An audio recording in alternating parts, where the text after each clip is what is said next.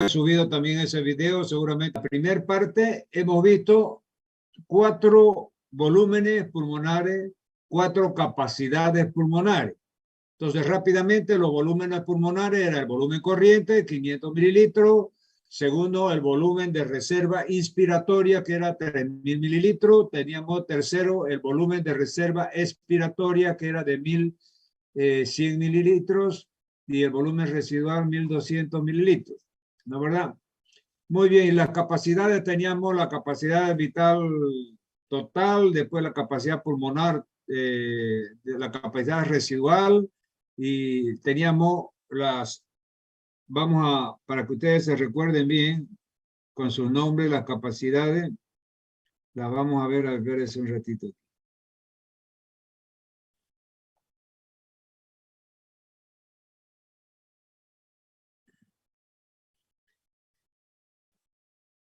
Entonces, este es el cuadrito, fíjense, de las capacidades. Primero, la capacidad inspiratoria, que era la suma del volumen corriente y el volumen de reserva inspiratorio, 3.500. La capacidad residual, que era la suma del volumen respiratorio, el volumen residual más el volumen corriente, 2.300. Después tenemos la capacidad vital, que es volumen de reserva inspiratoria más volumen corriente más volumen de reserva expiratoria, 4.600. Y la capacidad pulmonar total, que era la capacidad vital más el volumen residual, que daba 5.800, ¿no? Entonces, esos son los que ustedes tienen que memorizar. Aquí está ya bien detalladamente. Fíjense ustedes en esta diapositiva, dice exactamente: capacidad inspiratoria es igual al volumen corriente más el volumen de reserva inspiratoria. 500 más 3.000 da 3.500. 2. Capacidad residual funcional es igual al volumen de reserva expiratorio más que es 1.100, volumen residual, que es 1.200, y da 2.300. Capacidad vital es igual al volumen la capacidad vital es la suma del volumen corriente, que es 3.000, el volumen de reserva expiratorio, que es 1.100, y el volumen de reserva expiratorio, que es 1.100, o sea, da 4.600. Entonces, si sumamos 500 volumen corriente, más 3.000 reserva inspiratoria, más 1.100 volumen residual, da 4.600 el total de la capacidad vital. Y la cuarta y última capacidad es la capacidad pulmonar total. Ahí vamos a sumar una capacidad más un volumen. ¿Cuál es la capacidad que sumamos ahí? La capacidad vital de 4.600 que hemos visto anteriormente, más el volumen residual, que es 1.200. En total son 5.800 el valor de la capacidad pulmonar total. Entonces, ahí quedamos y vamos a ver ahora lo siguiente. Capacidad respiratoria. Muy bien. Entonces, ahora vamos a ver el proceso de la ventilación pulmonar. Es decir, aquello que ya vimos nosotros cuando vimos expansibilidad, elasticidad de los pulmones, presión transpulmonar, presión pleural, presión alveolar, etc. Entonces, aquí gráficamente nos está mostrando, yo voy a poner mi apuntador, cuáles son los pasos de la ventilación pulmonar. En el caso de la inspiración, fíjense los pasos que sigue una inspiración. 1. Los músculos intercostales se contraen y elevan las costillas, lo que habíamos dicho. Es decir, la dinámica respiratoria, tanto de expiración como de inspiración, está formado por por 2 tipos de sistemas musculares. Los intercostales, que hacen bascular los arcos costales y amplían el diámetro transversal del tórax, y el diafragma, que amplía el eje longitudinal del tórax, contrayéndose y relajándose ese diafragma. Entonces, durante la inspiración, fíjense que los músculos intercostales se contraen y elevan las costillas. Paso 1. Paso 2. Los músculos del diafragma se contraen y el diafragma se mueve hacia abajo. Entonces, al contraerse los músculos intercostales, aumenta el diámetro transversal del tórax. Al contraerse el diafragma, baja hacia abajo el diafragma y aumenta el eje longitudinal del tórax. Tercero, el volumen pulmonar aumenta. Y cuarto, el aire fluye para llenar el espacio extra e igualar la presión atmosférica. De esa forma entra el aire a los pulmones y se llena. Ahora, durante la expiración, ¿cuál es la dinámica expiratoria? 1. Los músculos intercostales se relajan y las costillas se bajan. O sea, disminuye el diámetro transversal del tórax. Paso 2. Los músculos del diafragma se relajan y el diafragma vuelve a su formato de cúpula, o sea, se eleva el diafragma y disminuye el eje longitudinal del tórax. Tercero, el volumen pulmonar disminuye y la presión aumenta. El aire se ve obligado a salir pasando por la vía respiratoria. Entonces, esa es la dinámica de la expiración, ¿ya? Y fíjense que aquí está errado, está expiración con X. Cuando alguien expira es cuando se muere, expiró el difunto. Pero cuando alguien bota el aire para afuera es con S, expiración, ¿ya? Para que vean, ahí es un error garrafal del que hizo esta diapositiva que yo agarré ahí de un texto.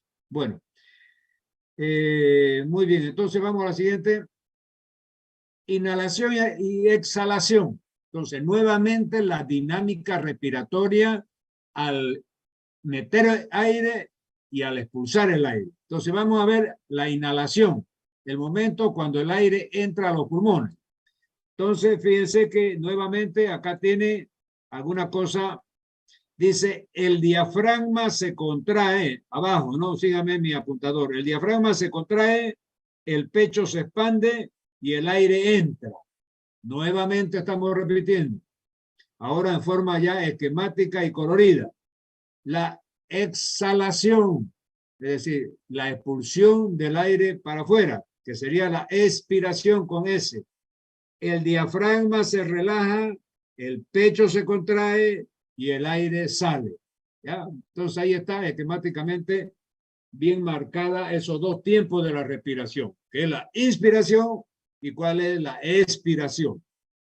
¿Qué músculos trabajan durante la inspiración? ¿Qué hacen los músculos intercostales? ¿Y qué hace el diafragma? Y durante la expiración, ¿qué hacen los músculos intercostales y qué hace el diafragma?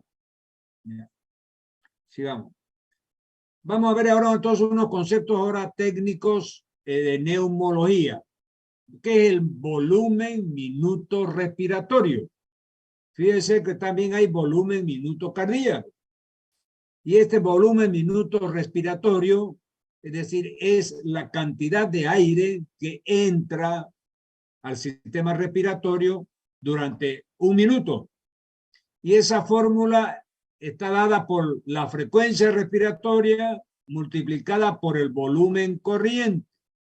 Entonces, fíjense, ¿cuál era la frecuencia respiratoria? La frecuencia respiratoria del normal está alrededor de 12 veces por segundo. ¿Qué quiere decir?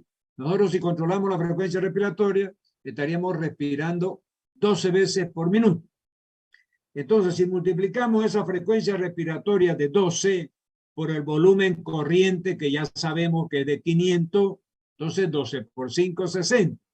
Serían 6.000 mililitros, o sea, 6 litros.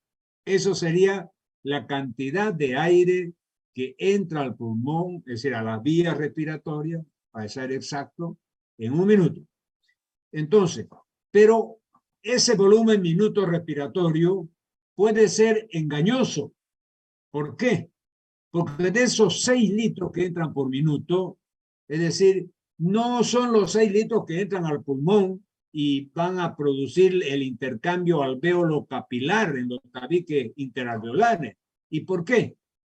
Porque tenemos espacios muertos, que se llama, o sea, espacios dentro de ese tubo, de ese tracto respiratorio, donde no hay intercambio alvéolo capilar. Por ejemplo, el aire que queda en las fosas nasales, en la laringe, en la tráquea, en los bronquios, eso no sufre intercambio alvéolo capilar, en los bronquios fuentes, no gruesos, ¿ya? En el parénquima pulmonar, ahí están los tabiques alveolares, donde están los alvéolos, y ahí se hace el intercambio alvéolo capilar. Entonces, fíjense que el llamado espacio muerto es ese espacio donde no hay intercambio alvéolo capilar.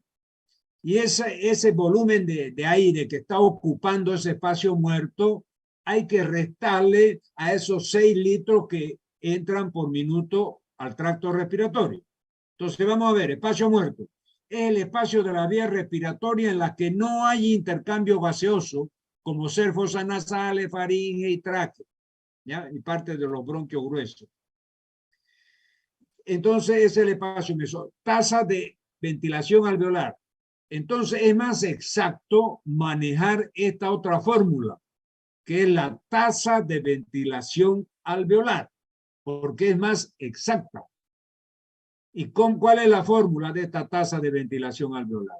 Es decir, es la frecuencia respiratoria también por minuto multiplicado por lo que se llama es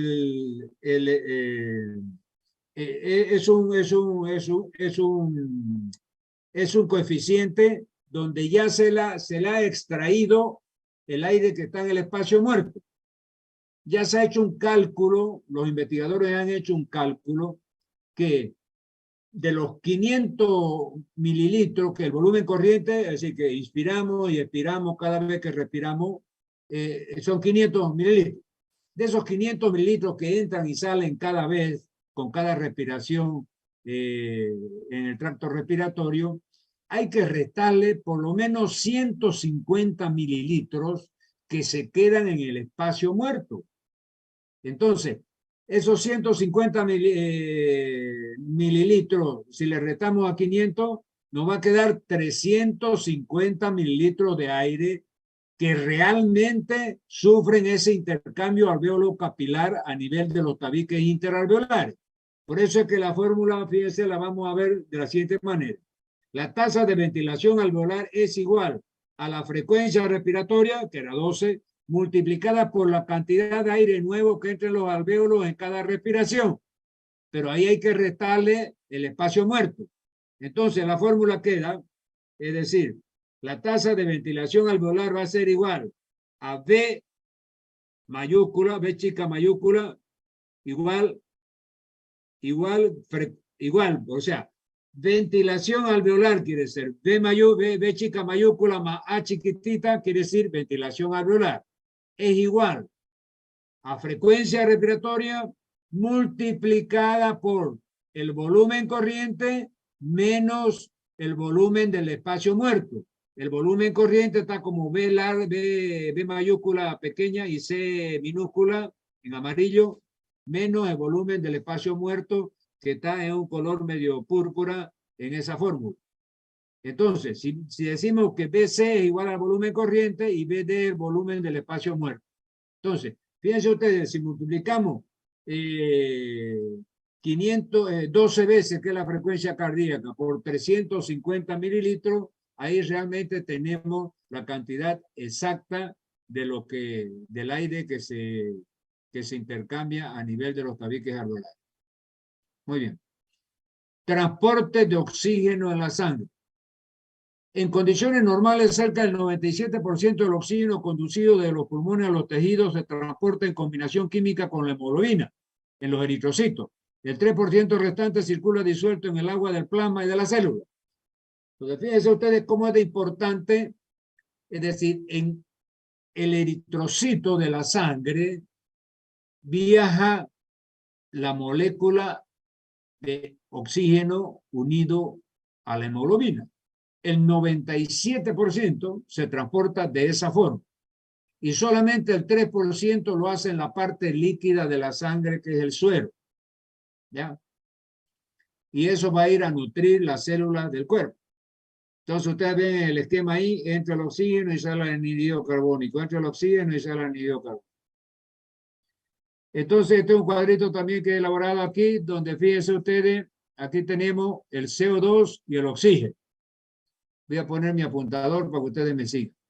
Entonces, fíjense que la sangre esa que está en color rojo, rojo bien escarlata, un rojo brillante, ya bien nítido, es decir, es la sangre oxigenada, que es expulsada por la aorta, o sea, por las cavidades izquierdas, por el ventrículo izquierdo, va a la aorta y es una sangre súper oxigenada, fíjense, va al corazón, sale de los pulmones viene al corazón izquierdo, o sea, las cavidades izquierdas del corazón, ventrículo izquierdo, y por la aorta sale para la periferia a nutrir la célula.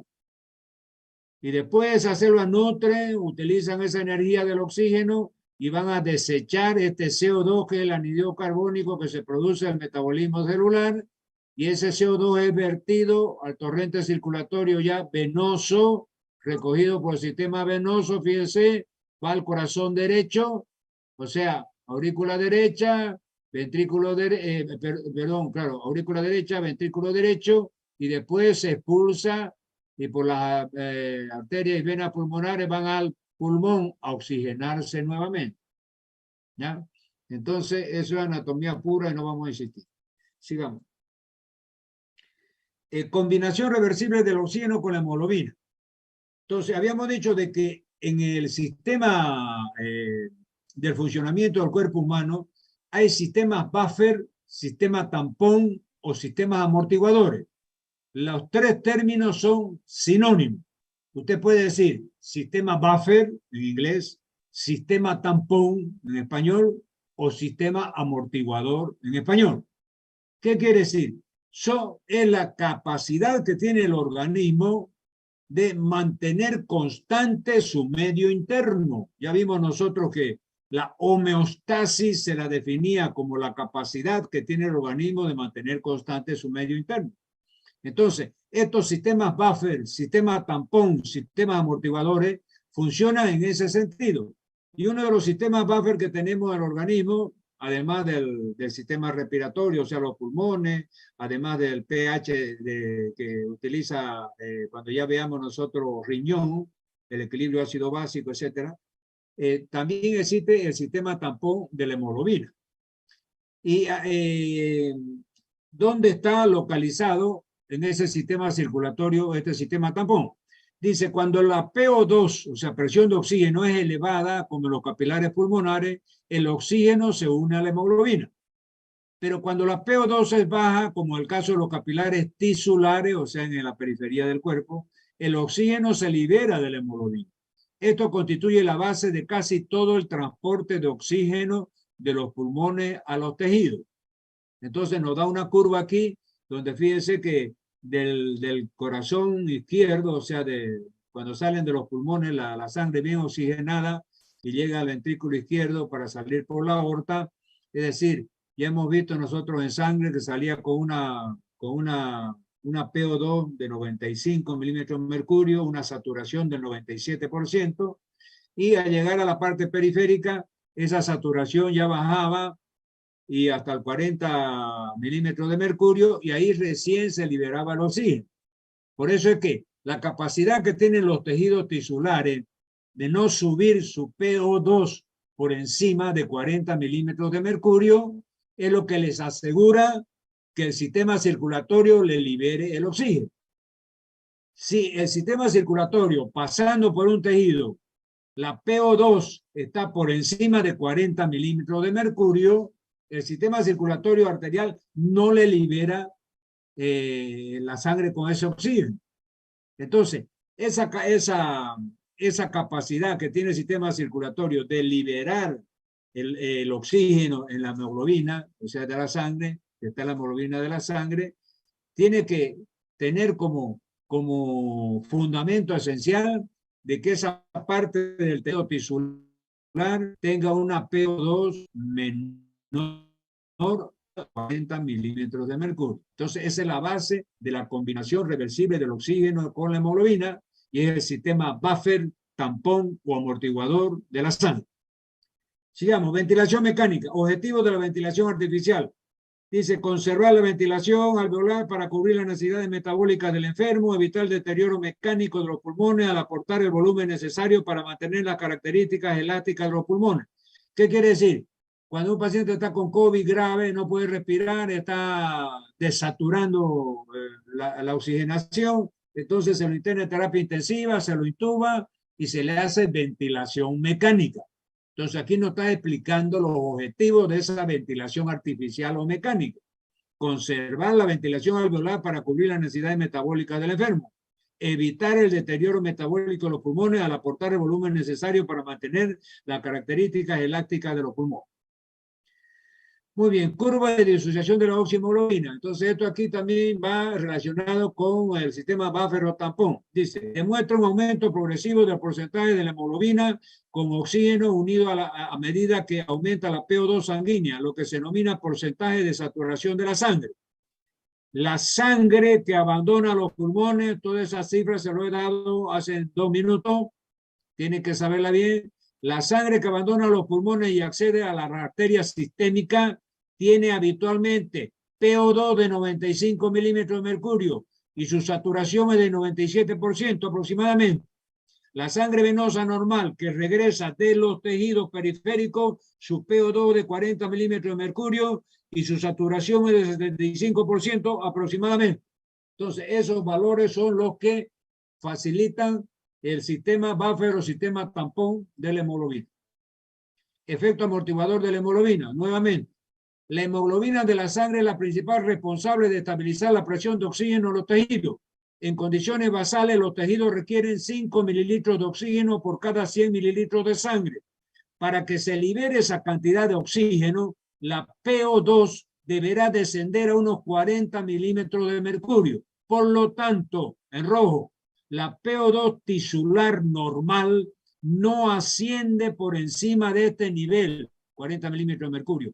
Pues si ello ocurriera, el oxígeno que necesitan los tejidos no se liberaría de la hemoglobina, lo que acabo de repetirle. Y esta es la base del sistema tampón, sistema buffer o sistema amortiguador de la hemoglobina. ¿Ya?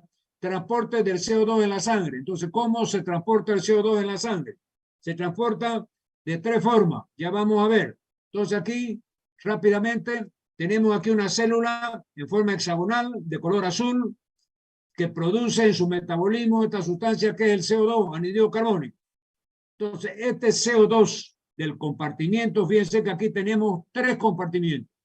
El compartimiento capilar, que está aquí arriba, el eritrocito en rojo, y aquí el líquido intersticial, donde están sumergidas todas las células del organismo. Entonces, esta célula, en su metabolismo, libera el CO2, que es una sustancia de desecho. Este CO2 del líquido intersticial va a ingresar al compartimiento donde está el eritrocito. Aquí en el compartimiento del eritrocito, este CO2 se va a unir al agua y catalizado por una enzima que es la anhidrasa carbónica, que ya ustedes la conocen, va a dar origen al ácido carbónico. H2CO3 es ácido carbónico. Entonces tenemos que la ecuación es la siguiente. CO2 más H2O, que es agua, catalizada por esta enzima llamada anhidrasa carbónica, se transforma en ácido carbónico. Este ácido carbónico después se ioniza en HCO3 con carga negativa, que es el ion bicarbonato, más el hidrógeno, ion hidrógeno con carga positiva, y esa es la ionización del ácido carbónico. Este hidrogenión es captado por la hemoglobina y se forma la carboaminohemoglobina que vamos a ver. Después tenemos que el agua del plasma entra dentro de la célula para unirse después a la molécula de bicarbonato y formar agua. Entonces, esa es la secuencia química de la expulsión del CO2 y cómo ese CO2 es transportado a la sangre y cómo ese CO2 es eliminado. Entonces, de esa forma, tenemos la siguiente diapositiva. El transporte del CO2 en la sangre se hace de 3 formas. Aquí tenemos ya el resultado final de esa forma.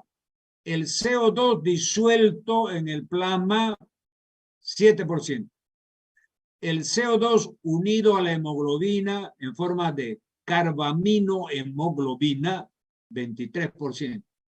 Y en forma de bicarbonato, 70%. Entonces, fíjense que la mayor